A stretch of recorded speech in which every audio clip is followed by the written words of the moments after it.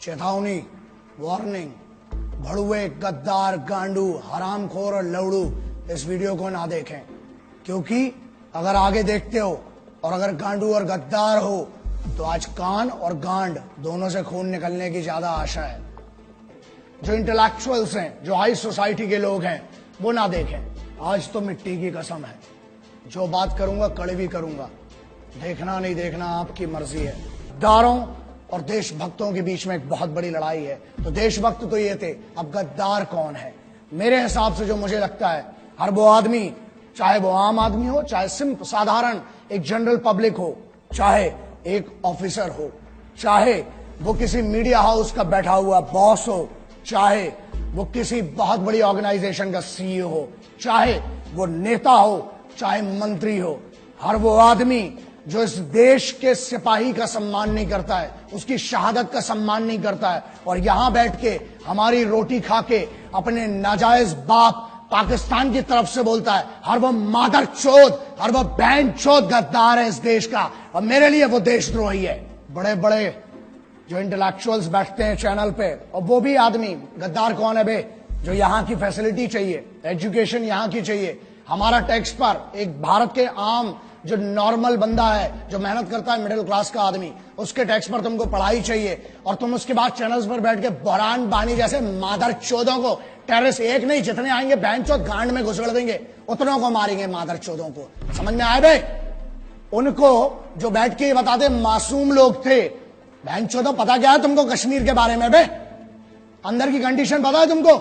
जो गुमराह करते हैं इस देश के बच्चों को, उनको स्कूल कॉलेजेस नहीं जाने देते और अपने लौंडों को विदेश में पढ़ाते हैं। मेरे लिए हर वो मादरचोद, हर वो आदमी गद्दार है जो यहां बैठकर यहाँ की रोटी खाकर, चाहे कहीं पर भी बैठे, किसी भी लेवल का हो, चाहे अंग्रेजी में बोले चाहे हिंदी में बोले, जो भी पाकिस्तान की इस हरकत का और मेरे उन भाइयों को सोते हुए मारा जिन मादरचोदों ने, उनकी तारीफ करने वाला वो हर आदमी गद्दार, मादरचोद, इस देश का राष्ट्रद्रोही है, गद्दार है, बहनचोद। मैं हमेशा कहता हूं, और मैं ऑपरेशंस जो थे मैं उसके बारे में बात नहीं करना चाहता था।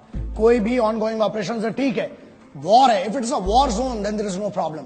तुम हमारे मारोगे, हम तुम्हारे मारेंगे, इक्वालिटी है, युद्ध है। लेकिन यहां पहली बार था कि युद्ध के नियम तोड़े गए, इसलिए बात करना पड़ेगी आज। यार सोते में तुमने हमला किया और सामने से मारो ना बे। तुम्हारी भी इज्जत है, तुम भी सिपाही थे, बहुत पहले इसकी इज्जत कर ली। टेररिस्ट की इज्जत नहीं, सिपाही होते हैं। एज अ सोल्जर मैंने पिछले वीडियो में कहा कि मैं इज्जत करता हूं किसी भी देश का सिपाही हो। अबे तुम क्या बात करते हो बे? तुम तो मुर्दे नहीं अपनाते हो। हमने फिर भी इज्जत की, बोला, तुम्हारी तारीफ की, सबकी तारीफ की, लेकिन अब युद्ध के नियम टूट चुके थे। लाखों ईमेल आए हैं, 7 लाख से ऊपर ईमेल हैं। पूरी टीम पागल हो चुकी है जब से हमला हुआ है कि सर अब कुछ बोलना पड़ेगा, और आज बोलना इसलिए जरूरी है क्योंकि जवाब देना पड़ेगा। कुछ बड़ुओं को अब पता नहीं इनको क्या बोलूं, समझ में नहीं आता, क्योंकि एक वीडियो में मुझसे गलती हुई थी, मैंने कुत्ता बोल दिया था एक आदमी को। उस भड़ुए को कुत्ता बोल के ना मुझे गम हुआ, क्योंकि जब मैंने घर जाके अपने वो 2 शेर देखे ना, कुत्ते देखे, जब घर के देखे वो बच्चे, तब लगा कि यार कुत्ते से तो वफादार कोई होता ही नहीं है। इन हरामियों को मैंने कुत्ता बोल के ना, उस कुत्ते की जात पे मैंने उसकी बेइज्जती कर दी। एक नेता है, एक सांसद है, एक स्पोक्स पर्सन है, उसने एक बात कही। क्या कही वो बहुत जरूरी है, मैं आपके सामने पढ़ के सुनाता हूं। उसने फेसबुक में, ट्विटर में क्या शेयर किया और बेशर्मी से क्या लिखा और क्या कहा, उसका जवाब आज जरूरी है। उरी में मारे गए सारे सैनिक घूस देकर आर्मी में भर्ती हुए थे, अच्छा हुआ साले मारे गए। इस पर इतना हाय तौबा क्यों? भारत माता के लिए बोझ बने हुए थे, आतंकियों ने सही काम किया।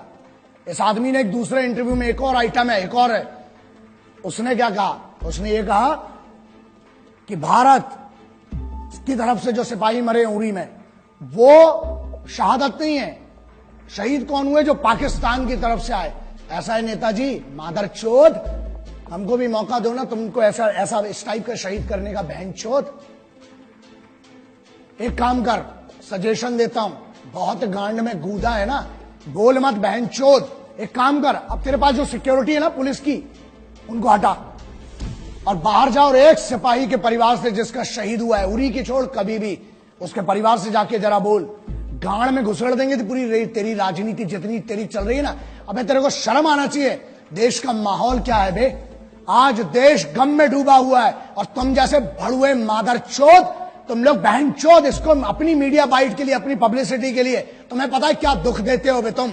अबे पिछले हजारों बार बोल चुका हूं, कुछ नहीं दे सकते हो तो मादरचोद इज्जत तो दो कम से कम शहीदों को। सुनो बे झाटू, मंत्री है जो तुम्हारा है ना, जो तुम्हारा पद है, तेरा प्रोटोकॉल नहीं पता है, तेरा ना मेरे पास पूरी ज्यादा डिटेल नहीं है, लेकिन सुन, बहुत गांड में कूदा है, तेरे को बहुत चर्बी है ना। मेरे इसी में ईमेल आईडी आता है, मेरी चैनल का एड्रेस आता है, बहनचोद भेज, वहां पर अपना एड्रेस भेज और अपना नाम भेज। और तेरे को बहुत गर्मी है ना, अबे फौज ना गांड में नीचे डंडा डालेगी, कान से निकालती बहनचोद। अभी फौज के मर्जी, तुमने फौज के भी मार नहीं देखी है ना, अभी तुमने हमारा सम्मान देखा है बहनचोद। तेरे को बहुत गर्मी है, जो तेरे पास पुलिस का कैडर मिला है ना, तो क्या कहता है कि पुलिस के जो है वो, एक और स्टेटमेंट दिया ना इसी आदमी ने कि सोते रहते हैं, है ना। एक और मादरचोद है दूसरा, वो पुराना वाला भड़ुआ साला जिसको अपन ने पहले भी बात किया था हरामी के बारे में। क्या कहता है कि पुलिस और फौज में वही लोग जाते हैं जो अनपढ़ होते हैं या जिनके घर में कोई 1 रुपए का पढ़ा नहीं होता है, और जो लोग सिर्फ और सिर्फ 10वीं 12वीं बड़ी मुश्किल से पास कर पाते हैं, वो लोग जाते हैं। सुन, अब तेरे को बताता हूं, अबे चूतिए मादरचोद, तेरे को पता भी है फौजी होता कौन है? भारत का राष्ट्रपति भवन, हर राज्य का मुख्यमंत्री भवन, हर राज्य का सांसद, पार्षद, विधायक, हर राज्य का डेमोक्रेटिक जितना भी बड़ा आदमी हो, हर राज्य का संविधान, मतलब सुप्रीम कोर्ट हो चाहे हाई कोर्ट हो, उसकी सुरक्षा में हर चौक पे खड़ा हुआ एक पुलिस का सिपाही, हर बड़े एस्टेब्लिशमेंट के सामने संतरी बन के खड़ा हुआ एक सिपाही। अबे तेरी औकात नहीं बहनचोद कि तू उनके बराबर का बन सके। वो इस देश को चलाते हैं। तू अगर इन मंचों पे जाके इतनी बड़ी बड़ी बात कर पा रहा है ना, भोसड़ी के इसलिए कर पा रहा है क्योंकि वहां सिपाही हर चौगड्डे पर तेरे लिए खड़े और तेरे जैसे मादरचोदों को इतनी परमिशन दे रखी है। यही प्रॉब्लम है। जिस दिन छूट मिलेगी और जिस दिन सही मौका आया, याद रखना गांड में इतना बड़ा सुल्ला जाएगा। बहनचोद, अभी तूने बहुत मोहब्बत देखी और बहुत हुआ सम्मान तुम्हारा मादरचोदों।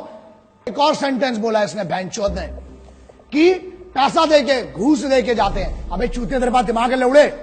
बात एक्सट्रीम इनसेंसिबिलिटी की, शुद्ध भाषा में चूतियापा बोलते हैं ना जिसको, वो ये इन जैसे बहुत बड़े बड़े होशियारों ने जो बड़े बड़े यूनिवर्सिटीज में पढ़ रहे हैं, उनका कहना ये है कि फौज में पैसा देके जाते हैं और सोते हैं और राशन खराब करते हैं, राशन खाते हैं फ्री का, है ना।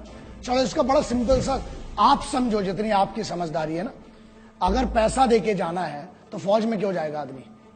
मरने के लिए फौज में क्यों जाता है? फौज में कंफर्टेबल लाइफ नहीं है, तुम्हारे जैसी नहीं है। और बोलते हैं, हाँ एक और बात बोली कि आलसी है जो फौज में जाते हैं, वो लोग आलसी हैं इसलिए सो रहे हैं। बेटा तू बहनचोद, तू अपनी बात कर रहा है, तेरे से तो दाढ़ी बनाता नहीं है रोज बहनचोद, तू क्या आलस की बात करता है बे? एक जगह पे 15 साल से डले हुए तुम जैसे भड़ुए इस देश का राशन खा रहे हो, हमारा टैक्स